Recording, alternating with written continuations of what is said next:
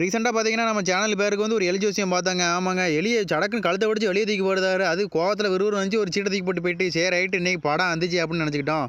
அவர் சீட்டை உழைச்சி பார்க்காமே விறுவிறுன்னு சொல்ல ஆரம்பிச்சிட்டாருங்க. இந்த ஜெம்ம இல்லை அடுத்த ஜெம்மத்திலேயே உங்கள் சேனல் முன்னேறையும் செய்யாது பகீர்னு ஆகிட்டுங்க அப்படி. சரி ரைட்டு அவர் சொன்னதெல்லாம் கேட்டுட்டு எங்கள் டீம் எல்லாம் கிளம்ப ஆரம்பிச்சிட்டாங்க. டே எங்கடா போறியா அப்படின்னாரு. போயிட்டு வரேன் பாய் அப்படின்னா துட்டு கொடுத்துட்டு போங்கடா அப்படின்னு மிரட்டிட்டாரு எங்களை.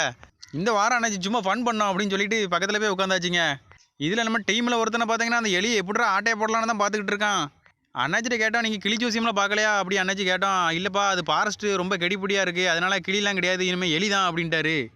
அதுக்கப்புறம் பார்த்தீங்கன்னா அம்மா வந்து ஒரு சீட் எடுத்தாங்க பார்த்துங்க. ஐயனார் வந்துட்டு சரி ரைட்டு இனிமேல் எங்கேயோ போயிடலாம் ஓன்னு போயிடலாம் அப்படின்னு நினச்சோம்.